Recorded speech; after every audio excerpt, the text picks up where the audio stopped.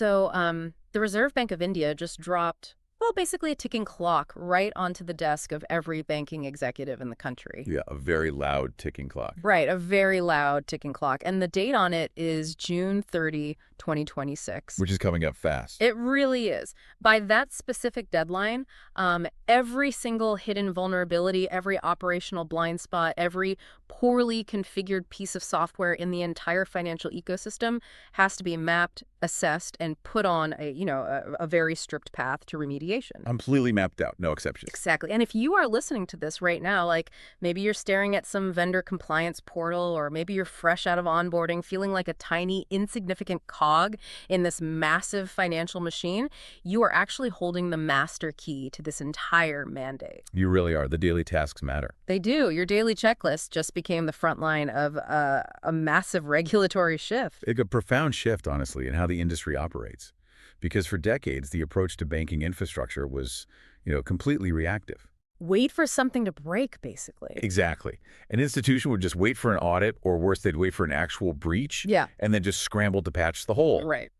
But what the RBI is demanding now, and this is based on the framework we are analyzing today from Abhijit Saha, is aggressively proactive. Yeah, they aren't messing around. No, they are forcing institutions to perform a deep structural load testing of their own operations before the bridge actually collapses, so to speak. Right. So we are doing a very specific mentorship-style deep dive today, and we've tailored this for the reality on the floor. Because that's where the real work happens. Exactly. I want to really get into this with you because the initial reaction to a massive regulatory mandate is usually, a collective groan. Oh, absolutely. It just sounds like endless paperwork. Exactly. Just mountains of forms. But leadership at these institutions is actually looking at this as a massive strategic advantage, not just like a compliance chore. And they're right to look at it that way. Right.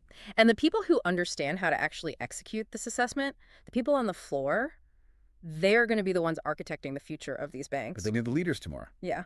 Yeah. Okay, let's unpack this. The directive demands a gap assessment. Let's strip away all the corporate jargon for a second. What is the physical reality of a gap in a real banking environment?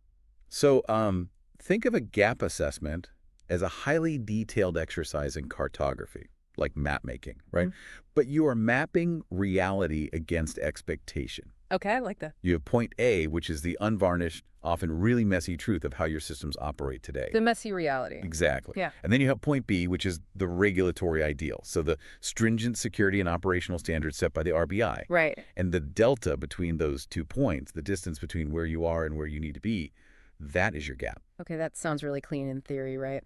But I mean, banking systems are essentially a spaghetti code nightmare of legacy mainframes that are just duct taped to shiny new mobile apps. Oh, totally. Duct tape and hope. Yeah. So finding point A isn't always easy. It's incredibly difficult. And, well, that's the real challenge here. The complexity obscures the reality on the ground. Give me an example of that. Sure. Let's trace a very common, highly realistic scenario that junior staff see literally every single day. Let's look at the customer onboarding process. Okay, classic process. Yeah. Everyone deals with it. Right. So the RBI's point B dictates that customer data must be encrypted in transit. And at rest, access has to be tightly governed by the principle of least privilege, and every single interaction must generate an immutable audit log. Which is the textbook architecture of a totally secure system. Exactly. That's the ideal. But let's look at the actual floor of the operations center. The messy reality. Right. You have a team of, say, 20 junior analysts, and they are trying to clear a massive backlog of loan applications. Which happens every month. Every month. And the IT department is completely backed up, as usual. So getting an individual securely provisioned login to the core database takes 3 weeks. Oh, yeah. I've been there. You just submit a ticket and wait forever. Exactly. But the operations manager has a quota to hit today. They can't wait 3 weeks. So what actually happens? And workaround. Exactly. The manager just writes a shared administrative password on a whiteboard. Yeah. Or, drops it into a team Slack channel. Oh, wow. Yeah. And I bet that happens constantly. Constantly. Operations will always route around IT roadblocks just to maintain velocity. So as an analyst, you use that shared credential because you have to. You log in, you process your 50 applications perfectly, and you log out. Right. I mean, you did your job efficiently. From an operational standpoint, it's a total success. But from a gap assessment standpoint, you've just bypassed the entire security architecture of the bank. Just by using a shared password from Slack. Exactly. And the mechanism of failure there is profound Mm. because by using a shared login, the entire concept of an audit trail evaporates. Wait, explain that. Why does it evaporate? Well, the system only records that, let's say, admin user 04 accessed, modified, or maybe even downloaded a highly sensitive file containing 5,000 customer PAN cards. Okay.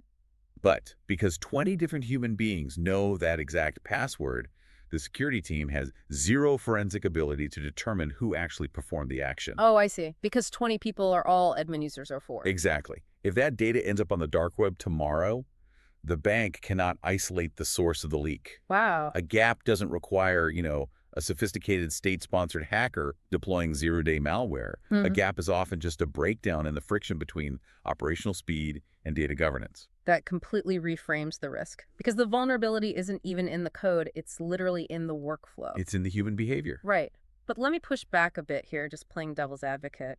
If I'm an executive, I might look at that password problem and say, okay, we'll just send out a company-wide memo telling people not to share passwords. Right, the classic memo solution. Yeah.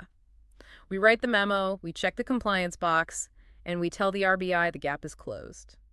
Isn't this massive 2026 deadline just going to incentivize an avalanche of paper compliance where nothing actually changes culturally? That is exactly the trap the RBI is trying to destroy with the structure of this mandate. Really? How so?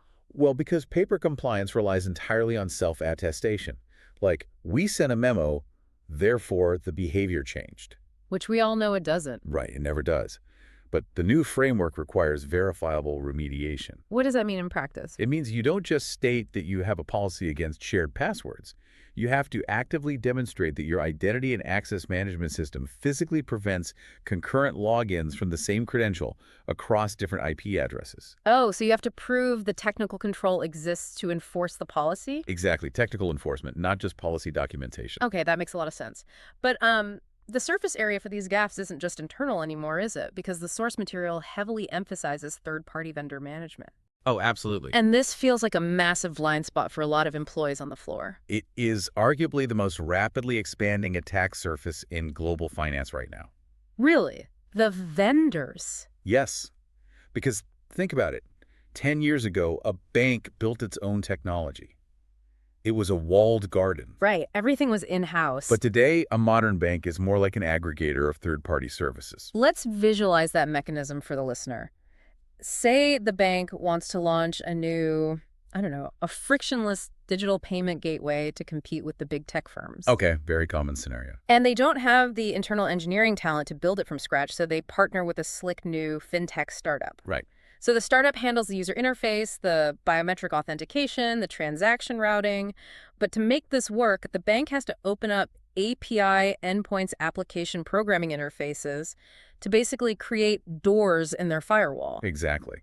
They have to let the fintech servers talk directly to the bank's core ledger. And those API endpoints are where the gaps multiply, right? They multiply exponentially. Let's say the API is designed to just allow the fintech app to request a customer's account balance. Okay, simple enough. The bank assumes the fintech is only pulling the balance. But what if the API is poorly configured and the fintech app is secretly pulling down the entire transaction history for the last 5 years? Wow, without the bank knowing. Right, and then they are storing all that sensitive data on their own, far less secure AWS servers. Oh, wow. So the bank's internal security might literally be Fort Knox, but they've just handed the keys to a vendor who leaves the vault door propped open. Precisely. And the regulatory stance on this from the RBI is unequivocal. Which is what? You can outsource the technology, you can outsource the processing, but you absolutely cannot outsource the risk. Oh, I like that. You cannot outsource the risk. No. If that third-party fintech suffers a data breach and your customers' transaction histories are exposed on the internet, the RBI does not care that the fintech servers were the ones compromised. They blame the bank. Entirely. They hold the bank entirely responsible because the bank is the custodian of trust. If your vendor has a gap, you have a gap. So when a junior employee is, reviewing a vendor contract or testing a new software integration, they aren't just doing administrative QA work. Not at all. They are literally the border patrol for the bank's digital perimeter. They are the sensory nervous system of the institution. I love that phrase. Because management, sitting up in a boardroom somewhere, they cannot see the granular realities of an API integration. They don't see the friction of a poorly designed compliance workflow on the floor. Right. They rely entirely on the individuals interacting with the system daily to identify those anomalies. Which brings us to the actual execution of this whole thing. Identifying these vulnerabilities is one thing, but Avijit Saha's framework mandates a time-bound action plan. Yes, that is a critical component. Because if you find a gap, how do you mathematically ensure it gets closed? Because we all know what happens in corporate environments. Oh, the ticket backlog. Exactly. You spot a problem, you write a JIRA ticket, it gets assigned a medium priority, and it just sits in a backlog for 3 years while everyone ignores it. The JIRA ticket black hole. Yes, that is exactly what a time-bound action plan is designed to eradicate. So how does the plan actually fix that? The framework suggests a rigorous, simple three-step methodology that completely changes how a bank processes a vulnerability. Okay, let's break down the checklist for the junior staff listening. Step 1 is achieving absolute definitional precision. You cannot assess or fix a vague complaint. Like someone saying, the vendor portal is glitchy and feels unsafe. Exactly. That statement is completely useless for remediation. You have to isolate the mechanism. So what would a precise definition sound like? A precise definition would be something like, the third-party vendor portal currently allows data export of customer PII, personally identifiable information, without requiring multi-factor authentication. Ah, okay. Now you have a defined, tangible vulnerability. You've isolated the exact mechanical failure. Right. You know exactly what the gap is. Okay, what's the next step? Step 2 is assigning unequivocal ownership. Ownership, like who is going to fix it? Exactly. Because the bystander effect is a massive problem in corporate IT. If a vulnerability is assigned to, quote, the security team, well, nobody on the security team feels personal urgency to fix it. Right, everyone thinks someone else is going to do it. Exactly. So the action plan requires a specific name or a specific dedicated role to be attached to that gap. For example? Sarah Jenkins, head of identity access, is the owner of the vendor portal MFA implementation. Okay, yeah. It concentrates the accountability. There is nowhere to hide in the crowd. None. And then step 3 is the enforcement mechanism, the strict, measurable deadline. The time-bound part. Yes. And this doesn't mean a soft target like, we'll get it done in Q4 of next year. Right, because that just gets pushed back. Constantly. We use granular milestones. Vendor analysis completed by October 1st, sandbox testing by October 15th, full deployment across all vendor portals by November 1st. I see. But, deadlines slip all the time. Priorities shift. Budgets get frozen.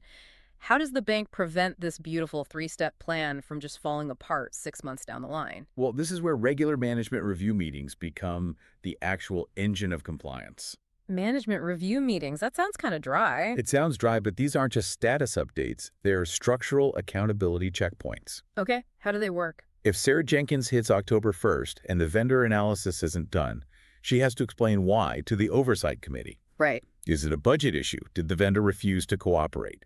The management review surfaces the blockers immediately so leadership can clear them rather than just letting the project die silently in the dark. Oh, it's like tracking the telemetry of a rocket launch. You don't just fire the engines and hope it hits orbit. You are constantly monitoring the trajectory and making micro-course corrections along the way. That is a highly accurate way to look at it. And it highlights why the June 2026 deadline is actually incredibly aggressive, even if it feels years away to a junior employee right now. Let's talk about that illusion of time, actually. If I'm swamped with my daily deliverables, 2026 feels like an abstraction. It feels like a lifetime away. Right. I might think, I'll start looking for gaps in 2025. I have plenty of runway. Why is that a catastrophic mistake? Because the timeline of remediation is almost always significantly longer than the timeline of discovery. Finding the hole is quick, but patching it takes forever. Exactly. Finding a massive structural flaw might take a week. Fixing it can take 2 years. Wow, 2 years. Easily. Suppose your gap assessment reveals that your core banking ledger, which is basically the central nervous system of your institution, is running on an outdated database architecture that simply cannot support modern encryption standards. Okay. You cannot just fix that with a quick software patch. You have to essentially perform open-heart surgery on the bank while the patient is awake and sprinting. Wow, yeah. Yeah. You have to migrate millions of active accounts to a new architecture without dropping a single transaction. Exactly. You have to budget for the new system, run massive procurement cycles, hire specialized integration engineers. Right. You have to run parallel testing environments for 6 months just to ensure the new system calculates interest perfectly. And only then do you execute a terrifying weekend migration. That sounds like a nightmare. So if you discover that gap in January 2026. You are mathematically out of time. Wow. You will miss the deadline, you'll incur massive regulatory penalties, and you'll likely face severe market punishment when the failure becomes public knowledge. The urgency isn't about rushing the assessment then. It's about buying yourself the operational runway to actually survive the remediation process. Precisely. Which leads directly into the governance aspect of this mandate. Because the RBI specifically requires that these gap assessment findings and the resulting action plans be formally presented to and approved by the board of directors. Now, this is where a lot of technical staff and junior employees experience a massive disconnect. How so? Well, the board of directors often feels like an abstract entity, right? Like they're No. focused on quarterly earnings, market share, macroeconomic trends. High-level strategy. Exactly. So why does the RBI force a highly technical, granular cybersecurity assessment into a boardroom conversation? It all comes down to legal liability and resource allocation. Walk me through that. Historically, cybersecurity and operational resilience were treated as pure IT problems. If a server went down, the chief information officer got yelled at. The board remained largely insulated from the mechanics of it. Right, they could just plead ignorance. Exactly. But the RBI is aggressively destroying that insulation. By mandating board approval, the regulator is legally binding the highest level of leadership to the reality of the bank's vulnerabilities. So they are removing plausible deniability. A CEO can no longer stand in front of the press after a breach and say, well, we had no idea our systems were vulnerable. They absolutely cannot because their signature is physically on the gap assessment report acknowledging those exact vulnerabilities. Oh, that is brilliant. It is. But more importantly, the board controls the capital. Right. A massive technology overhaul requires tens of millions of dollars. The IT department cannot self-fund a core system migration. The board has to authorize that capital expenditure. So if you are a technical lead or even a junior analyst who has aggregated all this data about, broken vendor APIs and shared passwords, how do you actually communicate that upward? That's the real skill. Yeah, how do you take a complex technical failure and translate it into a language that a board of directors will actually care about? You have to fundamentally change the vocabulary of the conversation. Give me an example.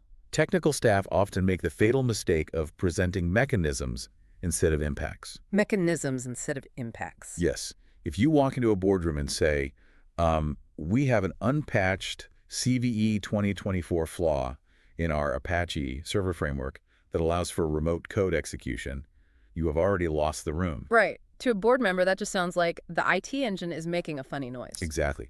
They don't know what a CVE is, and they honestly don't care about Apache. So how do you reframe it? You know what happens if that vulnerability is exploited? So you translate the technical reality into business risk. You reframe it entirely. Okay, what's the translation? You say, we have a critical vulnerability in our outward-facing portal. If a malicious actor exploits this, they can bypass our authentication completely and download the transaction histories of 500,000 corporate clients. Yeah. Okay, now they're definitely listening. Because that's business impact. Then you quantify the damage. You say, based on current regulatory frameworks, a breach of that magnitude will result in a minimum fine of $10 million. Dollars and cents. Exactly. It will trigger mandatory public disclosures, which our modeling suggests will cause a 5% drop in our stock price within 48 hours. Furthermore, we estimate a 15% churn rate among our enterprise clients due to loss of trust. You just made it real for them. And then you give them the solution. We are asking for a budget allocation of $150,000 to implement an enterprise-grade web application firewall and accelerate the patch deployment by next week. That is a masterclass in translation.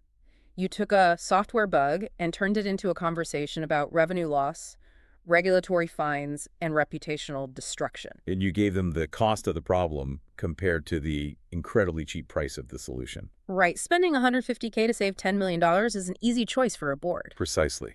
And that upward flow of truth, that begins on the floor. With the junior staff. Yes.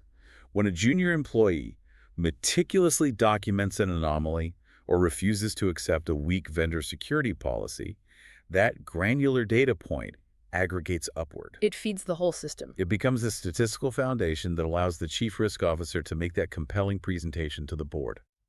Governance isn't just a top-down mandate. It is entirely dependent on the integrity of the data being fed up from the bottom. That's incredibly empowering for someone just starting out. But I want to pivot slightly because we are talking about multi-million-dollar budgets and massive IT teams. Which not everyone has. Right. This RBI mandate isn't just for the Goliaths of the banking world. It applies to everyone. It applies to massive multinational banks, sure, but it also applies to NBFCs, non-banking financial companies, and small regional cooperative banks. And this is where the mandate creates immense friction in the industry. Why is that? Because the regulatory expectation of security does not scale down just because your balance sheet is smaller. Oh, so the rules are the same for everyone. Exactly. A district cooperative bank holds the life savings of local farmers and small business owners. The RBI demands that their data is protected with the exact same rigor as the data of a Fortune 500 corporation. But the reality of their resources is vastly different. A small NBFC might have an IT department consisting of, like, 3 people. And a tiny budget. Right. They don't have tens of millions of dollars to spend on gap assessments or custom software builds. They are operating under severe constraints. If I'm working at one of these smaller institutions, this whole conversation might sound completely impossible. How do they actually execute this without going bankrupt? Well, the constraints actually force a different kind of operational brilliance. Operational brilliance. Yes, because when you have a massive budget, you tend to solve problems by buying expensive, complex enterprise software that often, ironically, introduces new layers of vulnerability. Throwing money at the problem. Exactly. But when you have a tiny budget, you have to solve problems structurally. The source material hints at a practical approach for these smaller players, which revolves around extreme efficiency. Let's break down the mechanics of that efficiency. If a small bank can't afford to build its own secure infrastructure, what is their first move? Their first move, and this is a major one, is migrating away from on-premise infrastructure. What does that mean exactly? Historically, a bank would buy physical servers, put them in a climate-controlled room in their building, and hire people to maintain the firewalls and apply software patches. Which is expensive. For a small bank, that is an completely unmanageable overhead. So they need to leverage cloud architecture. Platforms like AWS, Azure, or Google Cloud. But wait, earlier we just talked about the dangers of outsourcing. Isn't putting all your core banking data on Amazon servers a massive third-party risk? It is a risk, yes, but it operates under what's called a shared responsibility model. Yeah. And for a small institution, it fundamentally improves their security posture. How so? Think about it. Amazon or Microsoft spend billions of dollars every single year physically securing their data centers and hardening their hypervisors, the software that runs the cloud. They have armies of security engineers. Exactly. A small cooperative bank could never afford to replicate that level of foundational security. By moving to the cloud, the bank essentially inherits that world-class structural security right out of the box. Oh, I see. So they outsource the physical security and the server maintenance. Yes. Now, the bank is still entirely responsible for how they configure their specific slice of the cloud. They control who they grant access to, how they encrypt the data inside their databases. But they don't have to worry about the underlying hardware vulnerabilities anymore. It allows a 3-person IT team to manage an enterprise-grade environment. That makes perfect sense. Inherited security. So leverage cloud architecture to inherit foundational security. That's tool number 1. What's the second lever they can pull, especially when it comes to the actual diagnostic work of finding the gaps? They have to utilize external expertise aggressively but surgically. Surgically. Yes. A small NBFC cannot afford to hire a full-time chief information security officer or a dedicated red team, a group of ethical hackers whose only job is to continuously break into the bank's systems. Right. The salary overhead alone would sink them. Exactly. The cost is too high. Yeah. So they bring in hired guns. Ah, external consultants. Right. They contract specialized cybersecurity firms to conduct highly targeted, time-bound penetration testing and gap assessments. How does that look in practice? The external team comes in, they scan the external IP addresses, they attempt to socially engineer the employees, they map out the API vulnerabilities, and then they deliver a comprehensive, prioritized remediation roadmap. And then they leave. And then they leave. Yeah. You get the expertise of a world-class security team for a fraction of the annual cost of a full-time hire. It's pure diagnostic efficiency. But there has to be a mechanism that costs absolutely nothing, right? Like something structural that small teams can do today without spending a single rupee. There is, and it is arguably the most powerful tool in the entire arsenal. What is it? Ruthless, crystal clear internal governance. Internal governance. Yes, you do not need $1 million IT budget to sit in a room with your team and exhaustively document exactly who has access to what, and more importantly, who owns the process of revoking that access. Talk to me about the mechanism of that. How does a simple organizational chart prevent a data breach? Consider the ghost account loophole. Ghost account. Yeah.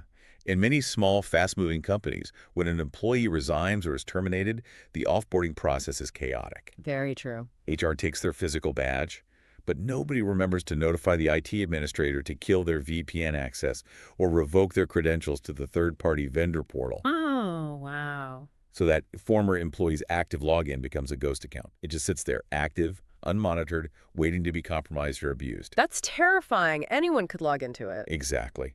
But if your governance is clear, if it is documented and enforced that the HR manager must personally verify the revocation of all digital access with the IT lead within 1 hour of termination, you have structurally eliminated the ghost account vulnerability. And that costs $0. Clarity is free. Okay. And a small, highly disciplined team operating with crystal clear protocols can often maintain a vastly superior security posture than a massive, disorganized corporation that's just drowning in budget. That is so true. So even with limited resources, a small institution can survive this mandate by utilizing cloud inheritance, surgical external audits, and ruthless internal discipline. They absolutely can. But they still can't fix everything simultaneously, right? I mean, a 3-person team still has limits. How do they triage the bleeding? You triage based on systemic impact. You prioritize the systems that interact directly with money and external data. Give me some examples of what goes first. Digital fraud monitoring, core lending algorithms, and customer-facing payment gateways.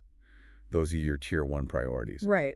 If the internal system you use to book conference rooms has a software vulnerability, it's a gap, yes, but it's not going to crash the bank. Right. Nobody cares if the conference room app gets hacked. But if the API connecting your mobile app to the national payment grid has a weakness, you are facing an existential threat. You secure the vault before you fix the squeaky door in the break room. Secure the vault first. That makes a lot of sense. This actually brings us to the ultimate question, the why. The big picture. Yes, the big picture.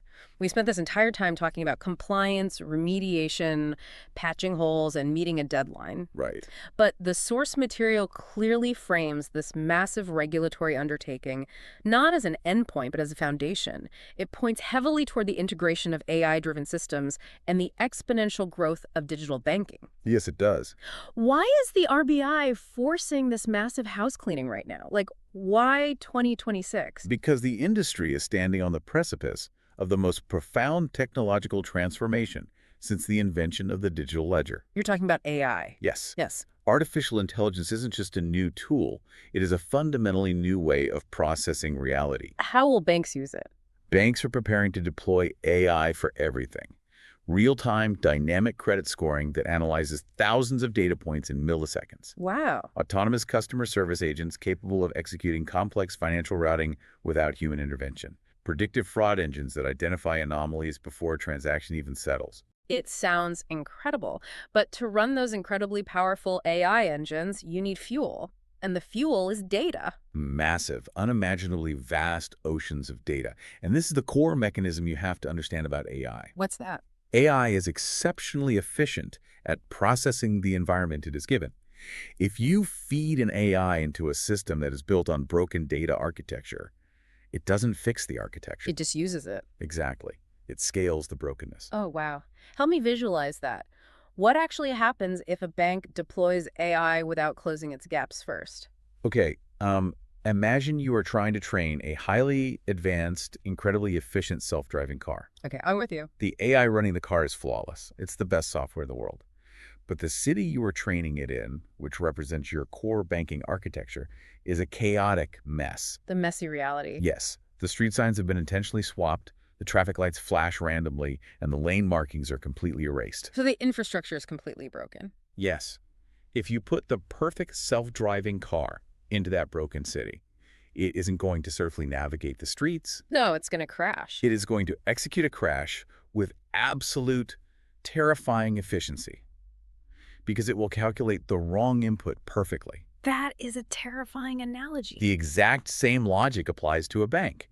If your identity and access management is full of ghost accounts, and if your vendor APIs are leaking unstructured data everywhere, and you plug a generative AI into that environment, It's going to use all that broken data. right, the AI might hallucinate financial advice based on corrupted ledgers, or it might autonomously expose highly sensitive customer data to the internet because it simply doesn't understand the broken permission structures. So if your data governance is a swamp, the AI just becomes a highly efficient swamp monster. Precisely. You cannot build the future of autonomous finance on a foundation of unpatched servers and shared passwords. You just can't. The RBI recognizes that the banks that fail to establish foundational resilience today will be mathematically incapable of safely operating the technology of tomorrow. That is a staggering realization, and it completely changes the narrative for the listener, I think. It really does. Because if you are that new employee and you're grinding through these tedious compliance checks and feeling overwhelmed by the paperwork, you aren't just doing administrative cleanup. Not at all. You are literally surveying the terrain and pouring the concrete for the AI infrastructure of the bank's future. Which makes you incredibly valuable to the institution. Think about the skill set you are developing by actively participating in this gap assessment. What are they learning? You are learning how to map the flow of data across complex systems. You are learning how to identify structural weaknesses in architecture. You are learning how to translate technical risk into business impact for leadership. Right. When the bank fully integrates AI in 3 years, who do you think leadership is going to trust to manage those highly complex systems? They're going to trust the people who understand the deep architecture of the bank, the people who know where the data comes from, where the historical blind spots were, and how the entire ecosystem interacts. Exactly. You elevate yourself from just a task executor to a structural thinker. Understanding the gaps today makes you the architect of the solutions tomorrow. That is huge for career building. But let me ask you this. Sure. If a bank just go through the motions, if they hire a consultant to write a nice report, they check the boxes, and they hand it to the RBI by June 2026, but the underlying culture of shared passwords and messy data doesn't actually change, what happens to them in the AI era? The market will punish them faster than the regulators ever could. Really, the market. Absolutely. The institutions that do the hard, unglamorous work of true structural remediation right now, Yeah. they will be able to deploy advanced AI confidently. Because their foundation is solid. Right. They will process loans faster, detect fraud instantly, and offer highly personalized financial products. Yeah. But the banks that rely on paper compliance, they will be paralyzed. Because their systems can't handle it. Every time they try to deploy a new technology, their fragile architecture will break. They will suffer breaches, they will hemorrhage customers due to lack of trust, and they will eventually just be absorbed by their more resilient competitors. So the gap assessment is essentially an evolutionary filter. You either adapt your architecture now or you go extinct later. That is exactly what it is. Wow. We have covered an immense amount of ground here today, and we've gone deep into the mechanisms of this massive regulatory shift. It is a dense topic, I know, but understanding the underlying logic really strips away the intimidation factor. Let's pull all these threads together for the listener. We started by defining the physical reality of a gap. Right. Point A to point B. Exactly. It isn't always a hacker in a hoodie. It's often just a breakdown in operational friction, like a shared login on Slack that destroys your audit trail. We looked at the compounding risk of vendor outsourcing and how an open API endpoint makes you legally responsible for another company's security. You can outsource the tech, but not the risk. Exactly. Then we detailed the mechanics of the time-bound action plan, moving past vague complaints by defining the fix with precision. Right. No more, the system is glitchy. Assigning an unequivocal owner to break the bystander effect, and utilizing regular management reviews to ensure deadlines actually hold weight. Eradicating the JIRA black hole. And then we tackled the boardroom translation, exploring how a junior analyst's granular observation on the floor becomes the upward flow of truth that allows executives to allocate millions of dollars in capital. You have to translate technical CVEs into the language of revenue loss and reputational risk. And we also discussed how smaller, resource-constrained institutions like NBFCs can navigate this mandate not by outspending the massive banks, but through structural efficiency. Inheriting foundational security via the cloud, utilizing surgical external audits, and ruthlessly enforcing internal governance to close behavioral loopholes like ghost accounts. And finally, we looked at the massive paradigm shift on the horizon. This 2026 mandate isn't a punishment for past mistakes. It is a forced preparation for the AI era. You have to clean the data environment before you introduce the highly efficient engine of artificial intelligence, or you just risk catastrophic automated failures. The swamp monster. Right, the swamp monster. It is all about building foundational resilience. So, to you, the listener, here is your practical takeaway from all of this. Tomorrow, when you log into your workstation, look at your immediate environment through this new lens. Question everything. Yeah. Look at the spreadsheets you use to track client data. Look at the friction in your vendor portal. Ask yourself, is this point A or point B? What is the mechanism of failure right here? Because you are the sensory network of the bank. And I want to leave you with a concept that fundamentally challenges how we think about regulation as a whole. Okay, what is it? The RBI has drawn a very specific line in the sand, June 30, 2026. They have framed this whole thing as a project with a strict deadline. Right. But consider the velocity of technological change. As AI models become exponentially more capable every few months, and as the architecture of digital finance decentralizes further, the very nature of what constitutes a secure system is going to mutate rapidly. The standards are going to change. Exactly. If the technological goalposts are moving faster every single year, is it even possible to ever truly finish a gap assessment?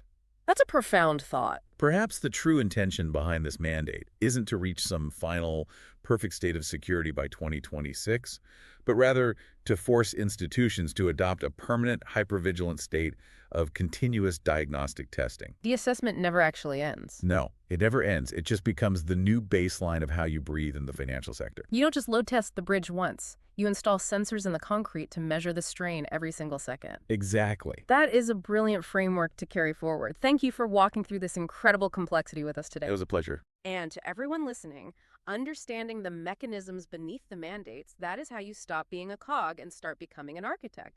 Keep questioning the systems around you, and we will catch you on the next deep dive.